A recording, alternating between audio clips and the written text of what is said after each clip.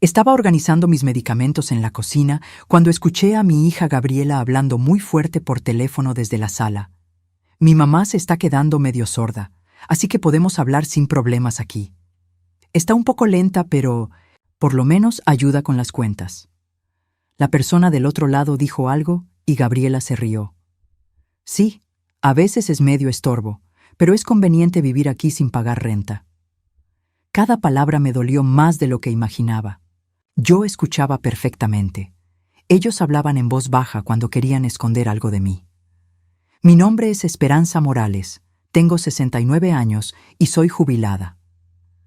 Cuando mi esposo Jesús partió hace 1 año y medio, me sentí muy sola en esta casita, de Coyoacán, que tanto nos costó conseguir. Cuando Gabriela vino a buscarme hace 8 meses, diciendo que necesitaban ahorrar en la renta hasta que Roberto consiguiera un trabajo mejor, acepté que se quedaran aquí temporalmente. Acordamos dividir los gastos a la mitad, pero en la práctica mi pensión de 3,200 pesos acabó cubriendo casi todos los gastos de la casa, mientras que su dinero se iba en cosas personales. Seguí escuchando a Gabriela por teléfono. Roberto consiguió un trabajo mejor el mes pasado, pero nos vamos a quedar un tiempo más aquí. Está muy cómodo. Se rió bajito. Mi mamá no entiende mucho de dinero, entonces no cuestiona los gastos. En ese momento llegó Emilio y dijo algo sobre la abuela que paga todo y no se queja de nada, y escuché risas. Mi propio nieto, cuya colegiatura complemento cada mes, hablando de mí como si fuera una tonta generosa. Roberto llegó del trabajo y se sentó en mi sillón favorito, el que mi Jesús usaba para ver las noticias. Ahora era su lugar en mi sala. Gabriela siguió hablando por teléfono mientras Roberto se quitaba los zapatos y los dejaba tirados donde yo podía tropezarme. Mi mamá es muy buena onda, escuché que decía Gabriela. No se mete en nada y siempre tiene dinero para emergencias. ¿Emergencias? Acababa de comprarles despensa la semana pasada porque se les había acabado el dinero hasta la quincena. Esa noche, sentada en el pequeño banco de la cocina porque habían ocupado toda la sala para ver televisión, una oración triste brotó de mi corazón. Virgencita de Guadalupe, ¿estoy siendo tonta al ayudar a quien no me valora? Siempre creí que la familia se ayuda sin esperar nada a cambio, pero descubrir que me veían como una fuente de dinero fácil y encima se reían de mi falta de entendimiento, me quebró el corazón por dentro. Sentí algo cambiando dentro de mí, una claridad que no tenía desde hacía meses. Al día siguiente, mientras preparaba el desayuno como todas las mañanas desde que llegaron, escuché una conversación que me terminó de abrir los ojos. Roberto hablaba por teléfono con alguien en el patio. La suegra está muy tranquila, no molesta y además ayuda bastante con los gastos. Nos vamos a quedar unos meses más por lo menos. Se rió. Es que no entiende mucho de estas cosas del dinero, ¿me entiendes? Gabriela salió de bañarse y le gritó desde el pasillo. Roberto, dile a mi mamá que necesitamos dinero para el súper. ¿Se nos acabó otra vez? Como si yo fuera su empleada doméstica. Como si mi pensión fuera el sueldo familiar. Como si los 35 años que trabajé limpiando casas ajenas para darles educación no hubieran sido suficiente sacrificio. Emilio desayunó rápido y cuando le recordé que tenía que estudiar para un examen, me contestó. Ay, abuela, no me presiones. Estoy bien así. Bien así, viviendo gratis, estudiando gratis, comiendo gratis, mientras su abuela, que no entiende de dinero, pagaba todo. Su abuela que durante 15 años trabajó doble turno para pagarle la escuela privada porque mi nieto va a ser profesionista. No va a sufrir como yo. Durante el almuerzo, Roberto comentó. Doña Esperanza, no se preocupe por las cuentas complicadas. Nosotros nos encargamos de administrar eso. Como si fuera incapaz de entender matemáticas básicas. Yo que durante 35 años administré mi sueldo de empleada doméstica para mantener a una familia entera, para comprar esta casa peso por peso, para educar a mis hijos sin ayuda de nadie después de que su padre nos abandonó cuando Gabriela tenía 12 años. Esa tarde, mi vecina doña Carmen me vio regando las plantas del jardín y notó mi cara de preocupación. Esperanza, te veo medio triste. ¿Problemas con la familia? Me quedé callada un momento, pero necesitaba desahogarme con alguien. Le conté sobre las conversaciones que había escuchado, sobre cómo me hablaban, sobre los gastos. Carmen movió la cabeza. Ay, comadre, la bondad en exceso se vuelve abuso. Yo pasé por lo mismo con unos sobrinos. Me contó cómo había aprendido a poner límites claros con su familia. Esperanza, quien te quiere de verdad no se aprovecha de ti. La familia que te respeta no habla de ti como si fueras tonta. Sus palabras se quedaron dando vueltas en mi cabeza toda la noche. ¿Cuándo había perdido el respeto en mi propia casa? ¿Cuándo me había convertido en la doña que paga todo y no entiende? 3 días después, decidí revisar mis estados de cuenta con más cuidado.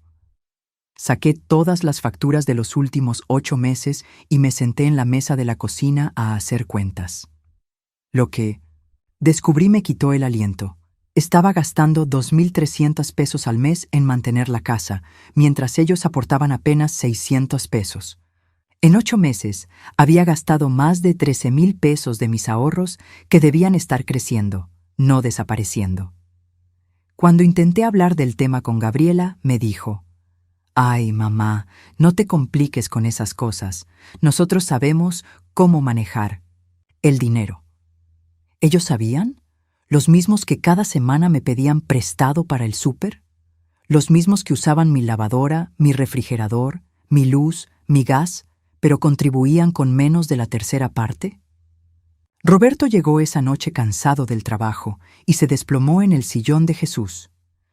«Doña Esperanza, ¿ya está la cena?», como si fuera su sirvienta personal, como si no hubiera trabajado 35 años igual que él para tener derecho al descanso. Le serví la cena sin decir nada, pero por dentro algo se estaba rompiendo definitivamente. Emilio llegó tarde de la escuela y dejó su mochila tirada en la sala. Cuando le dije que recogiera sus cosas, suspiró: «Ay, abuela, no seas tan estricta. Esta es mi casa también». ¿Su casa? La casa que su abuela pagó con el sudor de 35 años limpiando pisos ajenos era su casa también. ¿Desde cuándo vivir gratis te daba derechos de propietario? Esa noche no pude dormir.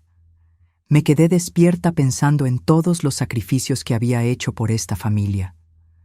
Recordé las noches que llegaba a las 10 de la noche después de limpiar 2 casas para poder pagar la colegiatura de Gabriela. Recordé cómo vendí mis aretes de oro, los únicos que me había regalado mi mamá, para pagar la fiesta de 15 años que ella quería. Recordé cómo trabajé los fines de semana durante 5 años para juntar el enganche de un departamento que después le regalé cuando se casó. Y ahora, después de todo eso, era un estorbo que no entiende de dinero en mi propia casa.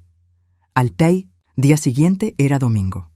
Decidí hacer algo que no hacía desde hacía meses: ir sola a misa de 8 en la parroquia de San José. Necesitaba estar en silencio, necesitaba pensar, necesitaba pedirle consejo a Dios sin que nadie me interrumpiera pidiendo dinero o diciéndome qué hacer. Durante la misa, el padre Miguel habló sobre la dignidad de las personas mayores, sobre el respeto que merecen quienes han trabajado toda la vida por su familia. Era como si estuviera hablando directamente conmigo. «Hermanos», decía, «honrar a nuestros padres no significa solo mantenerlos económicamente. Significa respetarlos, valorar su experiencia, tratarlos con la dignidad que se han ganado». Salí de la iglesia con una sensación extraña en el pecho. No era tristeza ni coraje, era algo parecido a la determinación. Caminé despacio por las calles de Coyoacán, viendo a otras familias que paseaban juntas el domingo, y me pregunté cuándo había sido la última vez que mi propia familia me había invitado a salir a algún lado. No podía recordarlo. Cuando llegué a casa, encontré a Roberto viendo televisión en mi sillón, a Gabriela hablando por teléfono y a Emilio jugando videojuegos en su celular. Nadie me preguntó dónde había estado. Nadie notó que había salido. Para ellos, Yo era parte del mobiliario de la casa. Útil, siempre disponible, pero invisible. Me fui a mi cuarto y saqué una libreta vieja donde antes anotaba los gastos de la casa cuando Jesús vivía. Empecé a escribir todos los gastos reales, de los últimos meses: luz, gas, agua, teléfono, internet, despensa, productos de limpieza. Todo lo que yo pagaba versus lo que ellos aportaban. Los números no mentían, me estaban utilizando. Esa noche, durante la cena, Emilio comentó sin levantar la vista del plato: «Abuela, mi amigo Sebastián dice que eres muy buena onda porque nos dejas vivir aquí sin problemas. Su abuela es súper regañona». Gabriela se rió. «Sí, mamá, eres muy comprensiva. Otras mamás ya hubieran corrido a sus hijos». Roberto agregó: «Es que doña Esperanza entiende que la familia se ayuda». ¿Entender? ¿Comprensiva?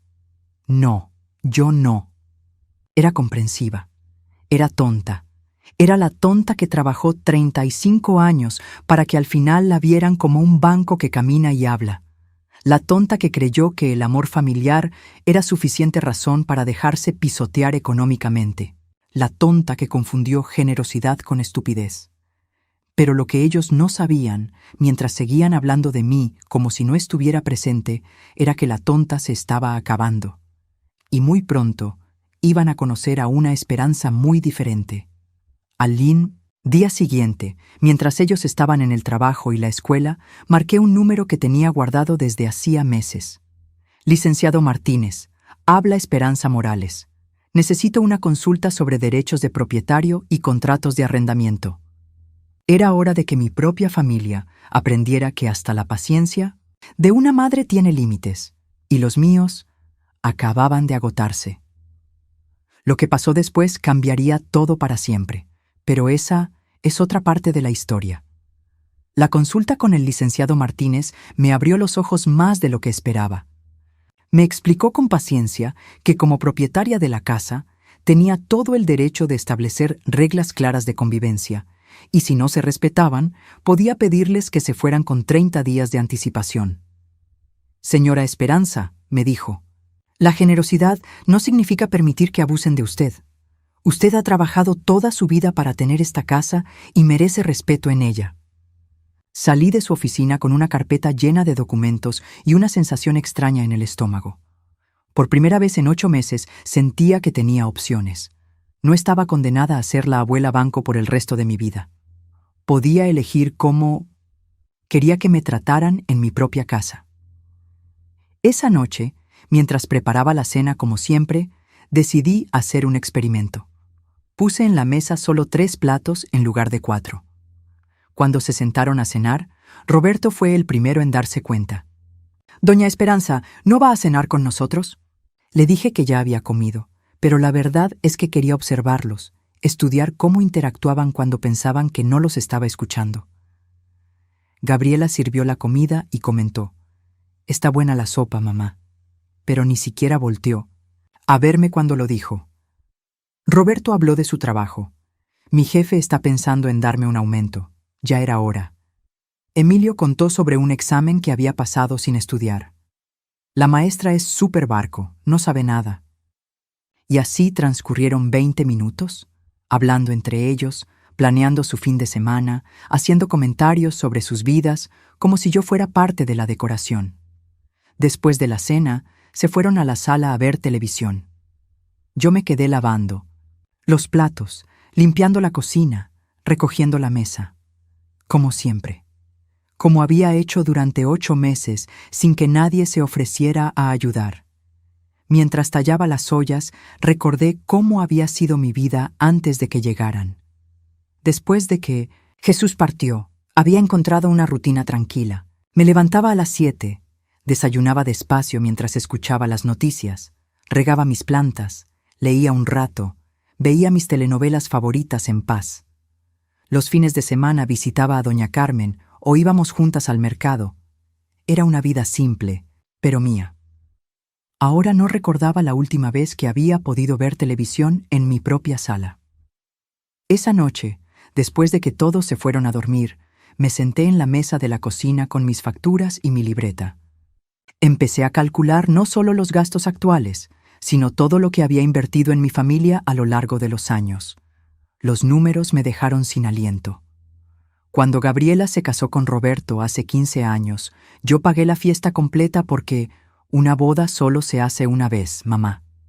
20,000 pesos de mis ahorros que había juntado peso por peso. Después les regalé los muebles de su primer departamento porque están empezando su vida, necesitan ayuda.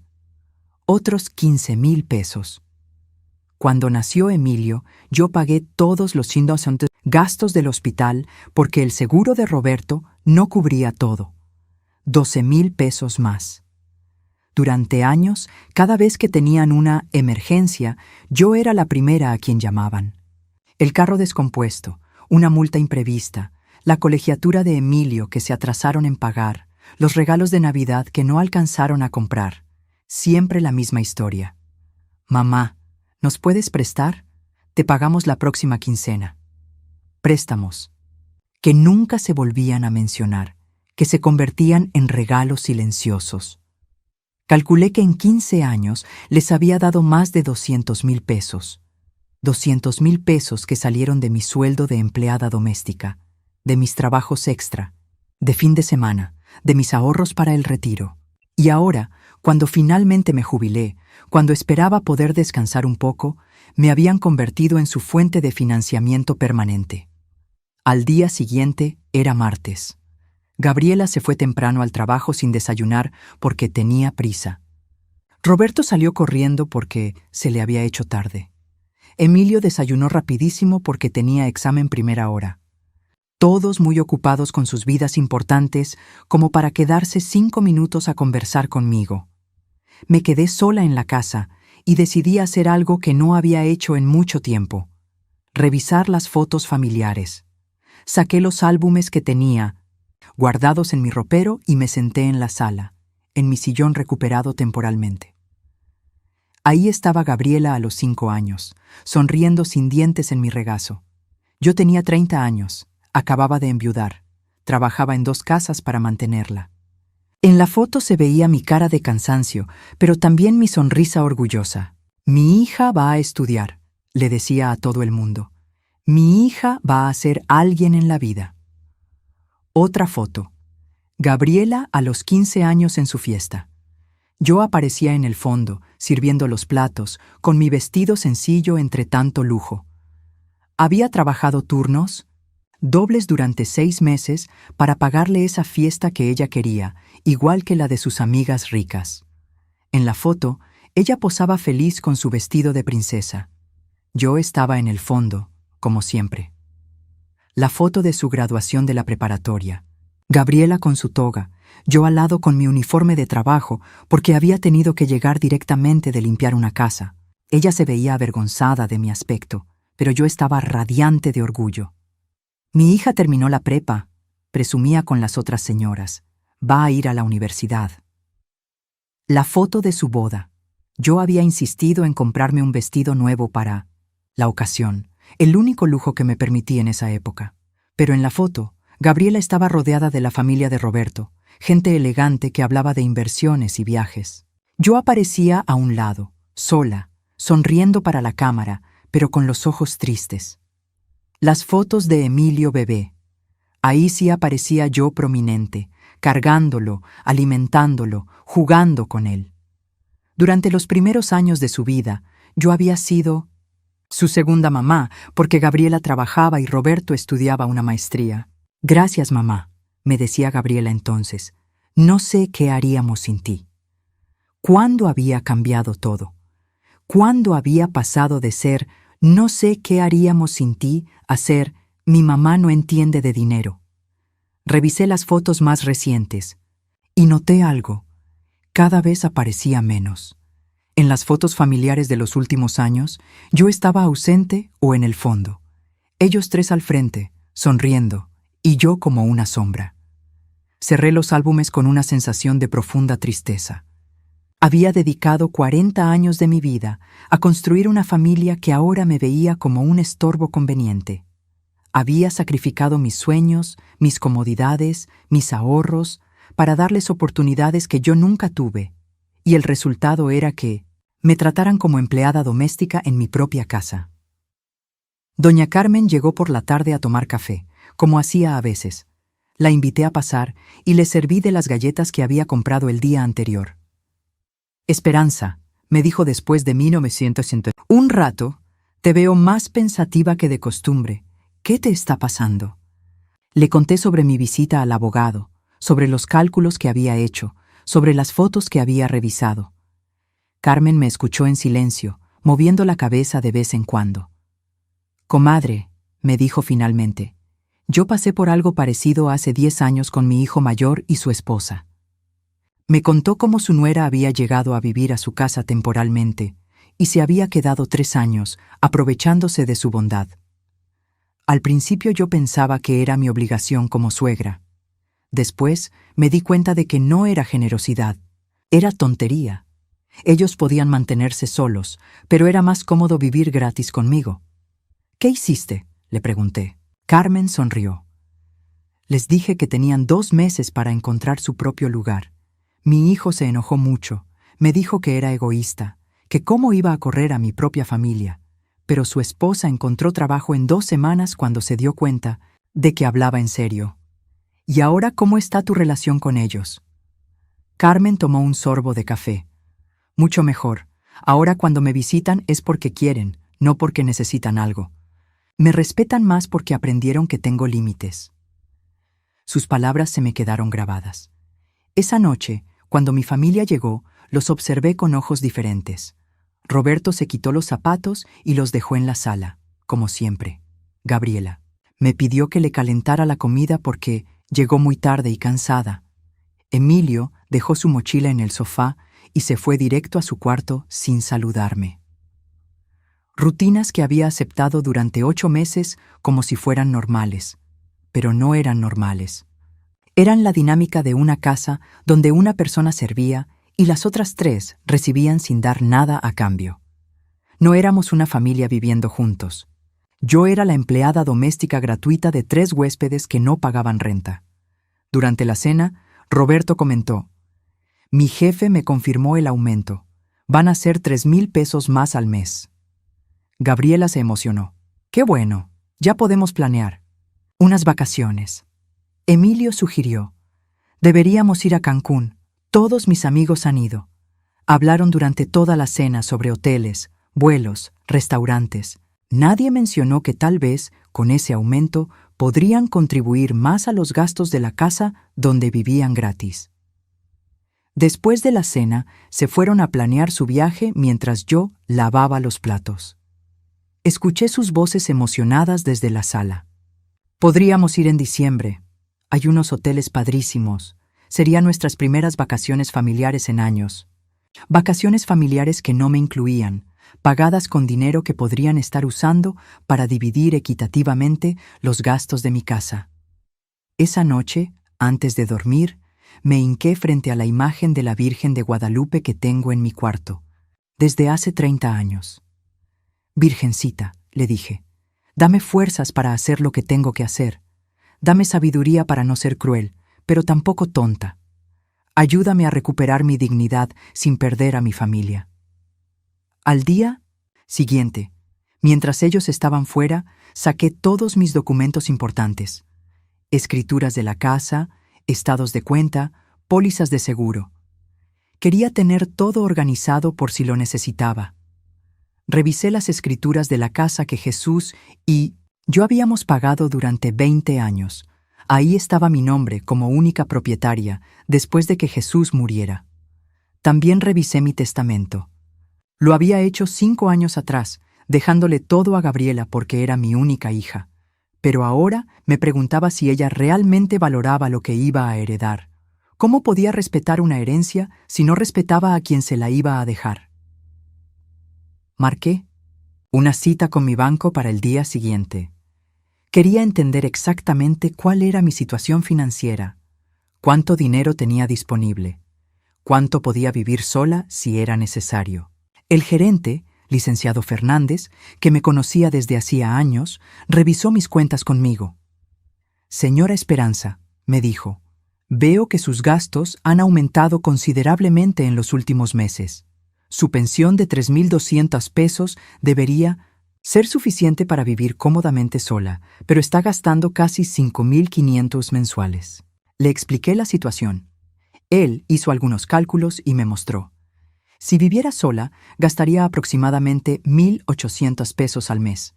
Le sobrarían $1.400 para ahorrar o darse gustos. 1.400 pesos que podría estar ahorrando cada mes. En un año serían casi 17.000 pesos. En 5 años, 85.000 pesos. Dinero que podría usar para arreglar la casa, para viajar, para emergencias médicas, para vivir con dignidad mis últimos años. En lugar de eso, lo estaba regalando a una familia que me veía como cajero automático. Esa tarde, Gabriela llegó del trabajo muy contenta. Mamá, Roberto y yo estuvimos viendo los hoteles de Cancún. Encontramos uno padrísimo por una semana. Me enseñó fotos en su teléfono. Albercas, restaurantes, playa. Va a costar como 15.000 pesos por los 3, pero Roberto dice que con su aumento podemos darnos ese lujo. 15.000 pesos para una semana de vacaciones. Casi 5 meses de lo que yo estaba subsidiando de sus gastos. Me quedé callada, pero por Within algo se estaba endureciendo definitivamente.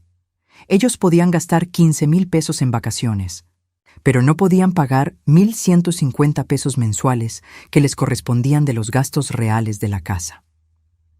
Roberto llegó esa noche cargando bolsas del súper. Doña Esperanza, compré unas cervezas para celebrar mi aumento. ¿Me las puede meter al refrigerador? Cervezas importadas, caras, que yo pagaría indirectamente porque él seguía aportando la misma cantidad ridícula para los gastos. Se sentó. En mi sillón abrió una cerveza y puso los pies sobre mi mesa de centro. Doña Esperanza, me dijo, Gabriela y yo estábamos pensando que tal vez podríamos redecorar un poco la sala, cambiar ese sillón viejo por algo más moderno. Mi sillón. El sillón donde Jesús se sentaba todas las noches durante 20 años. El sillón donde yo me sentaba a tejer cuando Gabriela era pequeña. El sillón que ellos habían ocupado como si fuera suyo. Es solo una sugerencia, continuó Roberto. Podríamos ir a ver muebles el fin de semana. Algo más cómodo, más bonito. ¿Con qué dinero? Quería preguntarle. ¿Con el dinero que no pagaban de renta? ¿Con el dinero que no aportaban para gastos? ¿O esperaban que yo pagara también los muebles nuevos que ellos querían? Emilio llegó tarde de la escuela, como siempre. Dejó caer su mochila en el sofá y se dirigió al refrigerador. «Abuela, ¿hay algo de comer? Tengo mucha hambre». Le calenté el guisado que había sobrado del almuerzo. Mientras comía, me contó sobre su día. Mi amigo Sebastián me invitó a su casa el fin de semana. Van a hacer una carne asada. ¿Qué? Bueno, mijo, le dije. ¿Necesitas que te dé dinero para llevar algo? Era automático, la respuesta de siempre. Emilio sonrió. Sí, abuela, unas 2 chelas estarían padrísimas. Con unos 200 pesos está bien. 200 pesos para que mi nieto llevara cerveza a casa ajena, mientras vivía gratis en la mía. Esa noche, cuando todos se fueron a dormir, me quedé despierta pensando en la conversación con doña Carmen, en los números del banco, en las fotos familiares. Había una historia que se repetía: yo dando, ellos recibiendo; yo sirviendo, ellos siendo servidos; yo sacrificándome, ellos aprovechándose. Pero también recordé algo que me había dicho el licenciado Martínez. Señora Esperanza, el amor verdadero incluye límites. Una familia que la ama no se aprovecha de su generosidad. ¿Cuándo había sido la última vez que ellos habían hecho algo por mí sin que yo se lo pidiera? ¿Cuándo me habían preguntado cómo me sentía, qué necesitaba, qué quería? Me levanté y fui a la cocina por un vaso de agua. La casa estaba en silencio, pero no era un silencio de paz. Era el silencio de una mujer que había perdido su lugar en su propia familia. En ese momento, parada en mi cocina a las 2 de la mañana, tomé una decisión que cambiaría todo. No iba a seguir siendo la abuela banco. No iba a seguir financiando la comodidad de gente que me veía como un estorbo conveniente. Había trabajado 40 años para tener esta casa y merecía respeto en ella. Si ellos no podían darme ese respeto, voluntariamente iba a tener que exigirlo. Virgencita, susurré mirando hacia mi cuarto, dame fuerzas para lo que viene, porque mañana todo va a empezar a cambiar. No exploté ni hice drama. Mi reacción fue calculada y silenciosa, como una telaraña que se teje sin que nadie se dé cuenta hasta que está completa. Durante los siguientes días mantuve mi rutina normal: levantarme temprano, preparar el desayuno, limpiar la casa, hacer la comida, pero por dentro algo había cambiado para siempre. Ya no era la esperanza que daba sin pensar. Ahora era una mujer que planeaba cada movimiento. El primer paso fue investigar. Saqué de mi ropero una carpeta vieja donde guardaba todos los recibos de servicios de los últimos años. Me senté en la mesa de la cocina con una calculadora y empecé a hacer cuentas detalladas. Antes de que llegaran a vivir conmigo, mis gastos mensuales eran de 1,200 pesos: luz, gas, agua, teléfono, despensa para una persona. Ahora gastaba 2,800 pesos mensuales. La diferencia era exactamente 1,600 pesos que yo estaba absorbiendo sin que ellos lo reconocieran. Pero había más. El internet que Roberto usaba para trabajar desde casa ocasionalmente, 400 pesos mensuales, que yo pagaba. El gas extra porque ahora se bañaban 4 personas en lugar de una, 200 pesos más al mes. La luz por tener la televisión prendida hasta medianoche, la computadora de Emilio funcionando todo el día, el refrigerador lleno al tope, otros 300 pesos mensuales. En total, ellos me costaban 2,100 pesos al mes en gastos reales, pero solo contribuían con 600 pesos. Marqué una segunda cita con el licenciado Martínez. Esta vez llevé todos mis papeles organizados: recibos, estados de cuenta, cálculos detallados. Licenciado, le dije, necesito saber exactamente cuáles son mis opciones legales. Él revisó todo con cuidado y me explicó que como propietaria única de la casa tenía derecho absoluto a establecer las condiciones de convivencia. Señora Esperanza, me dijo, usted puede hacer un contrato de arrendamiento familiar conmigo en reglas claras: división equitativa de gastos, responsabilidades domésticas, plazos de permanencia. Si no aceptan las condiciones, puede solicitarles que abandonen la propiedad con 30 días de anticipación. Me entregó un modelo de contrato que podía adaptar a mi situación. Salí de su oficina con documentos legales en la mano y una sensación de poder que no había sentido en meses. Por primera vez desde que llegaron, sentía que tenía el control de mi propia vida. No estaba pidiendo favores ni suplicando respeto. Estaba ejerciendo mis derechos como dueña de mi casa y mi dinero. Durante esa semana, comencé a observarlos con ojos de detective. Roberto llegaba del trabajo y se dirigía directo al refrigerador. Sacaba una cerveza sin preguntar y se instalaba en mi sillón a ver televisión. Usaba mi casa como hotel. Llegaba, consumía, descansaba, se iba. Ni siquiera me decía «gracias» por la comida o «¿cómo estuvo tu día?». Gabriela tenía sus propias rutinas de aprovechamiento. Cada 2 días usaba mi lavadora para lavar ropa de toda la familia, incluyendo ropa delicada que requería jabón especial que yo compraba. Después tendía toda la ropa en mi patio, ocupando las cuerdas donde yo antes secaba mis pocas prendas, en paz. Su shampoo caro estaba en mi baño, su comida especial en mi refrigerador, sus revistas en mi mesa de centro. Emilio era quizás el más descarado. Llegaba de la escuela y gritaba desde la puerta: «Abuela, ¿qué hay de comer?», como si fuera un restaurante donde él era el cliente principal. Dejaba sus tenis sucios en la entrada, su mochila en la sala, sus platos sucios en el fregadero para que yo los lavara. Cuando le decía que recogiera sus cosas, suspiraba como si le estuviera pidiendo algo imposible. Pero lo que más me molestaba era que seguían hablando de mí como si fuera invisible.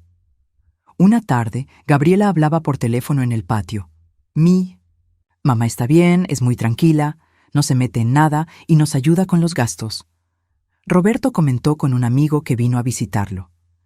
Mi suegra es muy buena onda, nada problemática. Vivir aquí nos está permitiendo ahorrar bastante dinero. ¿Ahorrar? Dinero.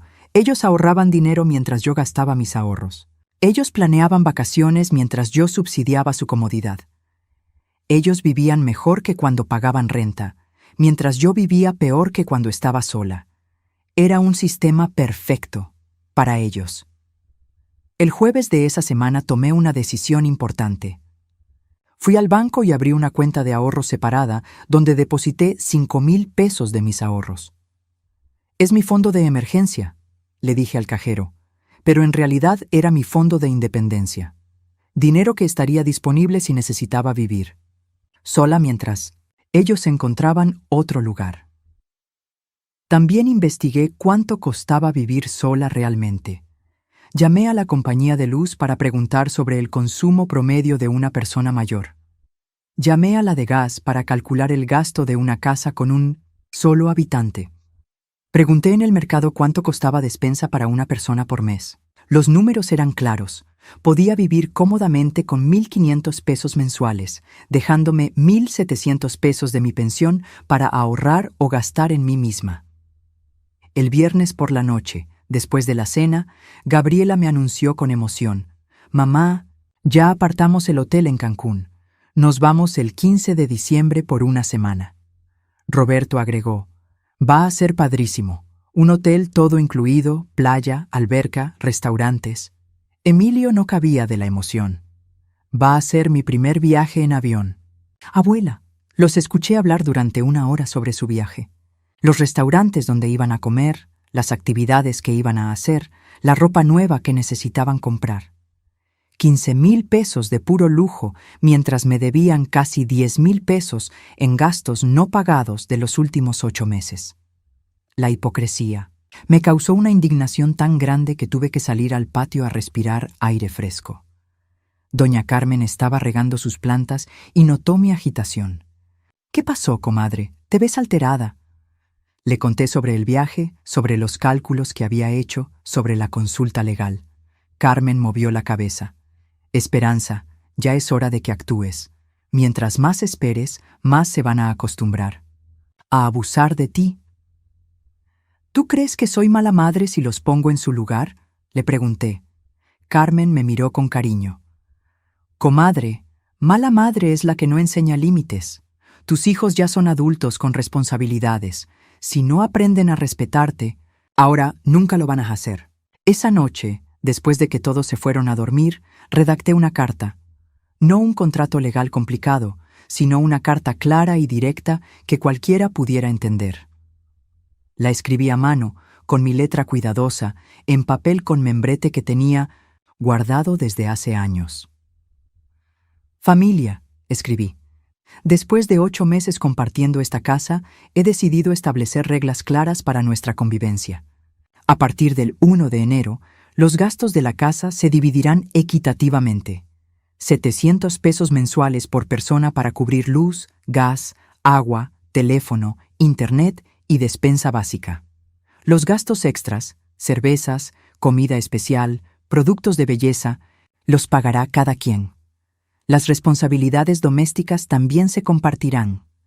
Cada uno limpia lo que usa y contribuye con el mantenimiento general de la casa». Continué escribiendo. «Estas condiciones no son negociables. Si no están de acuerdo, tienen 30 días para encontrar otro lugar donde vivir. Esta decisión la tomo para preservar mi economía y mi dignidad en mi propia casa. Los amo, pero el amor no significa permitir que abusen de mi generosidad». Firmé la carta con mi nombre completo: Esperanza Morales Rodríguez, propietaria. Después anexé copias de todos los recibos de los últimos meses, mis cálculos detallados y una copia del dictamen legal que confirmaba mis derechos como propietaria. El sábado por la mañana, mientras ellos dormían hasta tarde como siempre, Los fines de semana puse la carta sobre la mesa del comedor junto con una canasta de pan dulce y un termo de café recién hecho. No quería que pareciera un ataque agresivo, sino una conversación seria entre adultos responsables. Me fui a misa de 7 de la mañana para no estar presente cuando encontraran la carta. Necesitaba tiempo para orar, para calmar mis nervios, para prepararme mentalmente para sus reacciones. Durante la misa, el padre Miguel habló sobre la valentía de tomar decisiones difíciles. Hermanos, decía, a veces amar significa decir no cuando otros esperan que siempre digamos sí. Después de misa, me fui a desayunar sola a una fonda que me gustaba en el centro de Coyoacán. Pedí chilaquiles rojos con pollo y café de olla, un desayuno que no había disfrutado tranquilamente en 8 meses. Mientras comía, observé a Pintus y Entos, las otras familias que desayunaban juntas, conversando, riéndose, tratándose con respeto mutuo. Me pregunté cuándo había sido la última vez que mi familia y yo habíamos desayunado juntos así, como iguales. Cuando regresé a casa cerca del mediodía, encontré a los 3 sentados en la sala con caras largas. La carta estaba sobre la mesa de centro, arrugada como si la hubieran leído varias veces. Gabriela fue la primera en hablar. «Mamá, ¿qué es esto? ¿Nos estás corriendo de la casa?» «No los estoy corriendo», respondí con calma. «Les estoy ofreciendo 2 opciones, vivir aquí con condiciones justas o buscar otro lugar donde vivir». Roberto se veía molesto. «Doña Esperanza, creíamos que éramos familia. Las familias no se cobran entre sí». «Tienes razón, Roberto», le dije. «Las familias no se cobran, se respetan, se apoyan mutuamente, comparten responsabilidades, pero ustedes no me han tratado como familia. Me han tratado como empleada doméstica que trabaja gratis y además paga por el privilegio de servirlos». Emilio intentó el chantaje emocional. «Abuela, pensé que me querías. ¿Cómo me vas a cobrar renta a tu propio nieto?» Lo miré con tristeza. «Emilio, justamente porque te quiero, necesito enseñarte que en la vida adulta todo tiene un costo. Tu papá y tu mamá pueden pagar su parte y tú puedes contribuir con tareas domésticas y respeto». Gabriela cambió de estrategia. «Mamá, si necesitas dinero podemos hablar. No tenías que hacer todo este drama legal». Saqué mi libreta de cálculos. «Gabriela, les estoy pidiendo exactamente 700 pesos mensuales por persona. Ustedes gastan 15,000 pesos en una semana de vacaciones. El problema no es que no tengan dinero, es que no consideran justo gastarlo en la casa donde viven gratis». Roberto intentó negociar. «Está bien, doña Esperanza, podemos pagar 500 pesos mensuales cada uno. ¿Le parece justo?» Negué con la cabeza. «Roberto, los números no mienten. Los gastos reales son 2,800 pesos mensuales divididos entre 4 personas. Son 700 pesos cada uno. No es negociación, es matemática».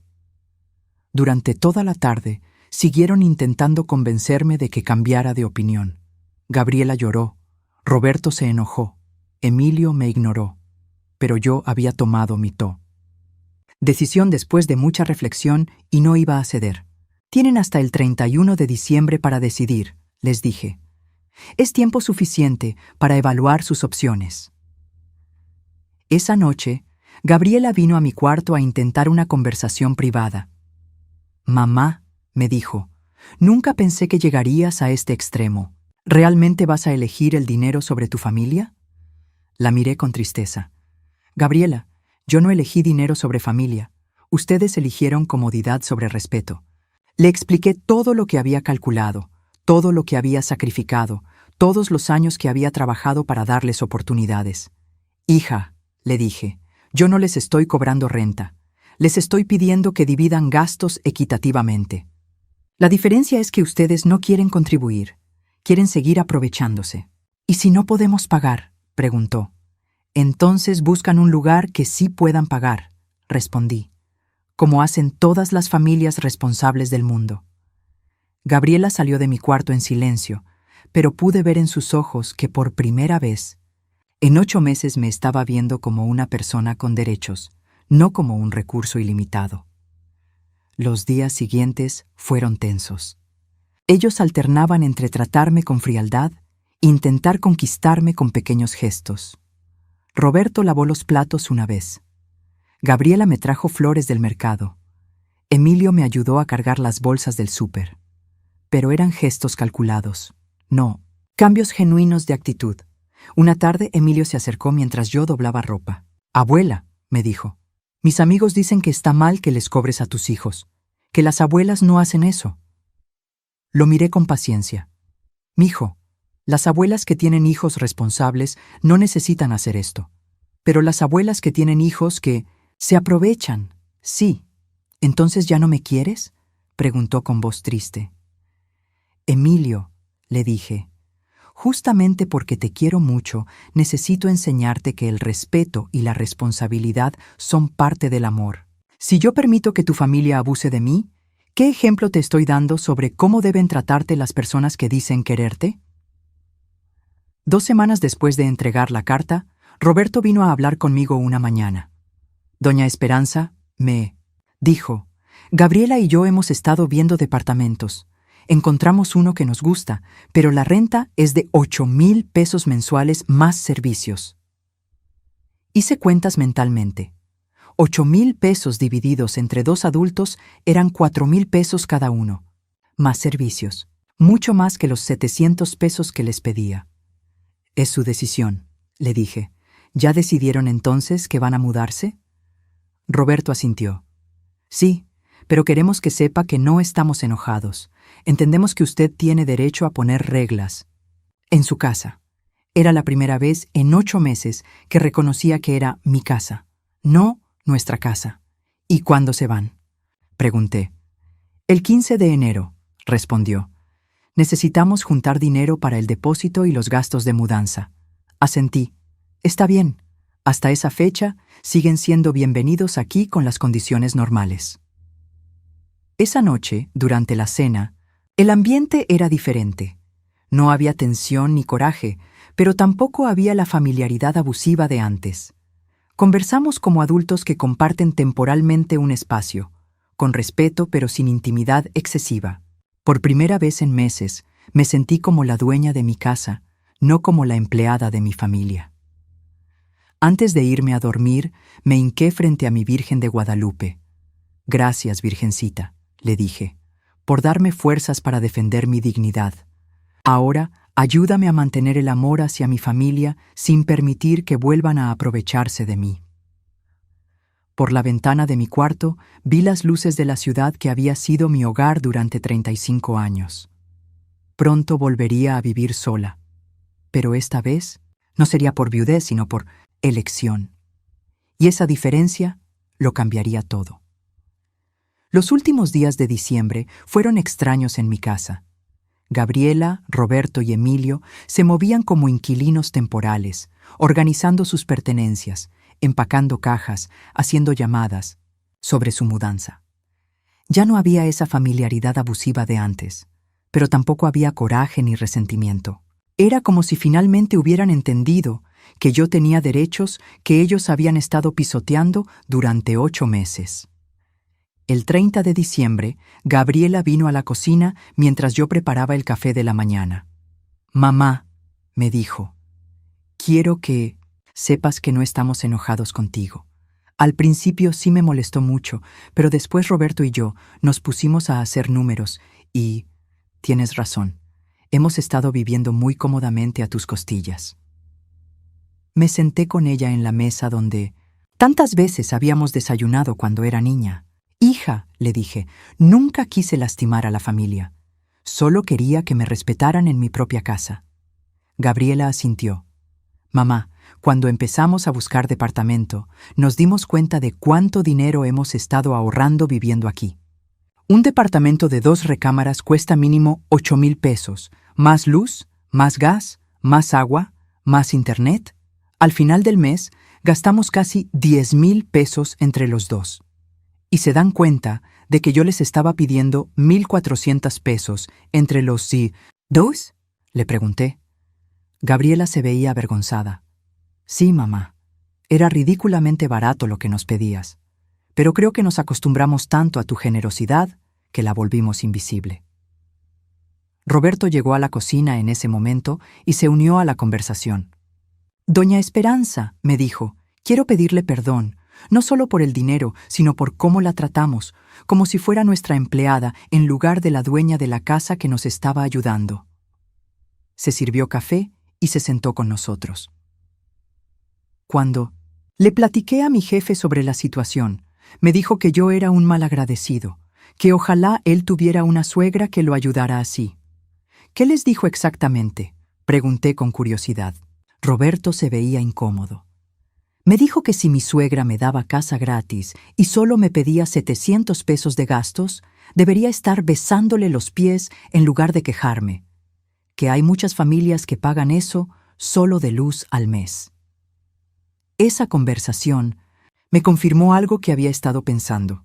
Ellos no eran malas personas, solo se habían acostumbrado tanto a recibir que habían perdido la perspectiva de lo que era justo. Como niños malcriados que no entienden el valor de las cosas hasta que las pierden. Emilio también tuvo su momento de reflexión. Una tarde, mientras yo doblaba ropa, se acercó con cara seria.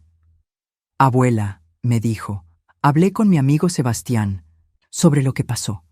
Su abuela vive con ellos y él me contó que su papá le da 500 pesos mensuales a la abuela solo por cuidar la casa cuando no están. ¿Y qué opinas de eso?», le pregunté. Emilio se veía pensativo. «Que nosotros al revés. Tú nos cuidabas la casa y además pagabas por cuidárnosla a nosotros». Se quedó callado un momento. «Abuela, cuando me vaya a vivir solo algún día, ¿me vas a enseñar a administrar dinero como tú?». Esa pregunta me conmovió profundamente. «Claro que sí, mijo», le dije. «Pero para eso primero tienes que